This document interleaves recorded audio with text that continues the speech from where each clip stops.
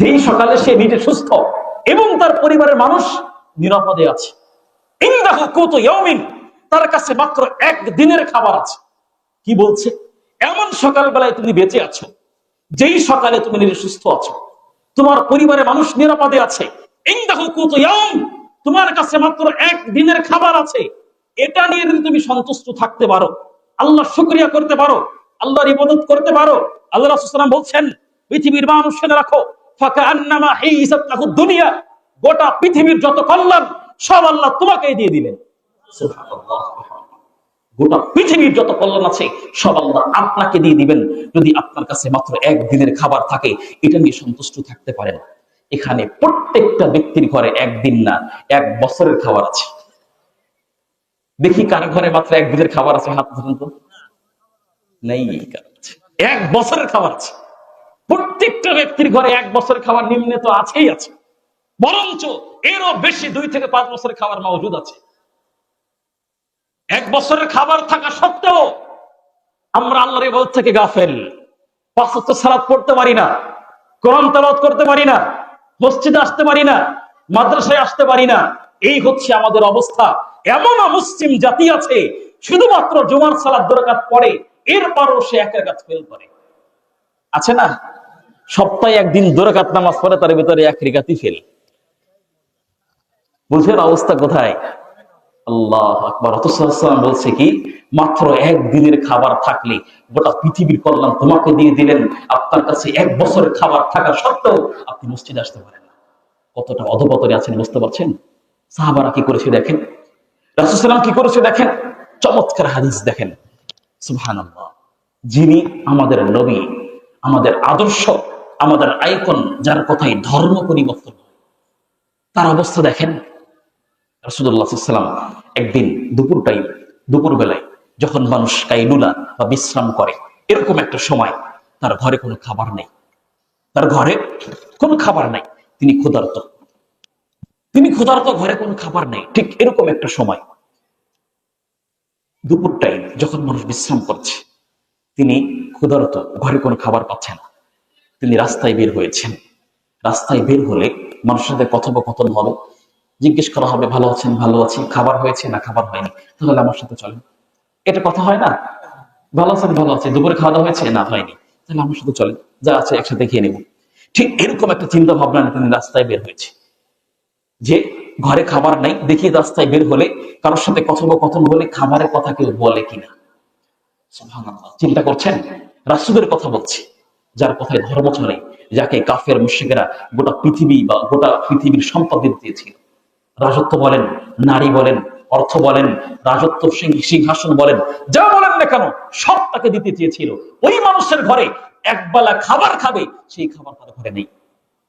তিনি কি ওই সময় ইবাদত করা বন্ধ করে দিয়েছিলেন? আরে খাবার নাই, ইবাদত থাকে এখানে, আগে নিজে কাজ কাম করি, খাবার গ্রহণ করি। করেছিলেন এটা? করেনি। তিনি কি করছেন? রাস্তায় বের হয়েছেন, দেখি কারোর সাথে কথোপকথন হলে খাবারের ব্যবস্থা হয় কিনা। এই চিন্তা করে যখন হাঁটতেছেন রাস্তায়, হাঁটতে হাঁটতে কিছু সময় পর গিয়ে প্রথম খলিফা ইসলামের আবু বকর সিদ্দিক রাদিয়াল্লাহু তাআলা আনহুর সাথে সাক্ষাৎ হয়েছে। কথোপকথন হচ্ছে।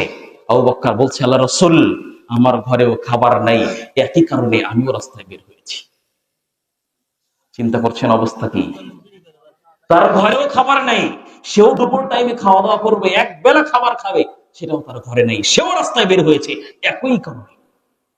রাসূল সাল্লাল্লাহু আলাইহি ওয়াসাল্লাম যেই পথের পথিক, আবু বকর সিদ্দিক সেই একই পথের পথিক। দুজনে এবার হাঁটতে শুরু করে দিয়েছে। কারো কাছে একটু খাবার নাই, কি করবে? কিছু দূর যখন গিয়েছে, যাওয়ার পরে ইসলামের দ্বিতীয় খলিফা উমারে ফারুক রাদিয়াল্লাহু তাআলা আনহু, অর্ধ পৃথিবীর খলিফা, অর্ধ জাহানের খলিফা উমর রাদিয়াল্লাহু তাআলা আনহুর সাথে সাক্ষাৎ। কথোপকথন হচ্ছে। উমর বলছে, আল্লাহ রাসূল, আমার ঘরেও খাবার নেই। আল্লাহ, হাসতেছেন, অবস্থা কি বুঝতে পারছেন? কি বলছে? আমার ঘরেও খাবার নেই। এটা কোনো মজার কাহিনী বলছি না, এটা হাদিস বলছি। বাড়িতে গিয়ে খুলে দেখবেন তাফসীর ইবনে কাসির, ছোট্ট একটা সূরা, সূরাতুত তাকাসুর, সর্বশেষ আয়াত, সুম্মা লাতুসআলুন্না ইয়াওমাইযিন আনিন নাঈম। এই আয়াতের তাফসীর ইবনে কাসির খুলবেন, স্পষ্ট ঘটনা বর্ণনা করা হচ্ছে। আবু বকর উমর ফারুক একই বাক্যই বলছে। আমার কাছে খাবার নাই। অন্য বর্ণনায় আসছে যে আবু বকর এবং উমর এক জায়গায় বসেছিল, তখন রাসূলুল্লাহ আসছেন, এসে দেখেন যে একই পথের পথিক, কারো কাছে খাবার নেই। তো যখন এবার তিনজন একই পথের পথিক, কে কে তারা? এক হচ্ছে মুহাম্মদ রাসূলুল্লাহ, দ্বিতীয় প্রথম খলিফা আবু বকর সিদ্দিক, তৃতীয় ওমর ফারুক রাদিয়াল্লাহু তাআলা আনহু, প্রথম খলিফা, দ্বিতীয় খলিফা, নবী, যার কথায় ধর্ম পরিবর্তন হয়, যার আদর্শে ধর্ম পরিবর্তন হয়, যার আদর্শে জান্নাত পাওয়া যায়, তার ঘরে কোনো খাবার নাই। এরকম সাহাবা বা এরকম সময় নবী রাসূল সাহাবাদেরকে নিয়ে ইবাদত করা বন্ধ করে দিয়েছিলেন, দাওয়াতি কাজ করা বন্ধ করে দিয়েছিলেন, যে দাওয়াতি কাজ বন্ধ থাক, যাই আগে ইনকাম করি, যাই আগে কাজকর্ম করি, আগে নিজের ঘরের খাবারের ব্যবস্থা করি। এরকম করেছিলেন?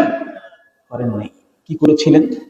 দুজন সাহাবাকে সাথে নিয়ে রাসূলুল্লাহ সাল্লাল্লাহু আলাইহি ওয়াসাল্লাম এবার সরাসরি এক সাহাবীর বাড়িতে উঠে গেছে। রাস্তায় তার সাথে দেখা হয়, সেই না খাওয়া, সরাসরি বাড়িতে উঠে গেছে এক সাহাবী। সাহাবী তখন বাসায় ছিল না। পরবর্তীতে যখন বাসায় আসলো, সে সাহাবীর যা তার ঘরে ঘরে ছিল সেটা তার সামনে, রাসূলের সামনে পেশ করেছে। রাসূল মুহাম্মদ সাল্লাল্লাহু আলাইহি ওয়াসাল্লাম তখন তিনি আবু বকর সিদ্দিক এবং উমরকে বলছেন, উমর, আবু বকর, জেনে রাখো, সুম্মা লাতুসআলুন্না ইয়াওমা ইযিন আনিন নাঈম, এরও শুকরিয়া তোমাদের করতে হবে, এই খাবারের হিসাব তোমাদেরকে দিতে হবে। আমরা হচ্ছে না শুকর বান্দা। তো বলতেছিলাম যে একদিনের খাবার নাই, এরকম সময় আমরা রাসূল সাল্লাল্লাহু আলাইহি ওয়াসাল্লাম ইবাদত থেকে গাফেল হননি। রাসূল বলছেন একদিনের খাবার যার কাছে আছে, তার কাছে গোটা পৃথিবীর কল্যাণ আল্লাহ দিয়ে দিচ্ছেন। এই অবস্থা থাকার পরেও একদিন নয়, এক বেলা নয়, আমাদের কাছে এক বছরের খাবার থাকা সত্ত্বেও আজকে আমরা ইবাদত থেকে গাফেল, আজকে আমরা মসজিদ মাদ্রাসা থেকে গাফেল। অথচ এই রিজিকই আল্লাহ পাক রব্বুল আলামিন আমাদেরকে আমাদের সৃষ্টির 50,000 বছর পূর্বে পাঠিয়েছেন। সুবহানাল্লাহ। সেটাই গ্রহণ করছি কিভাবে? হারাম।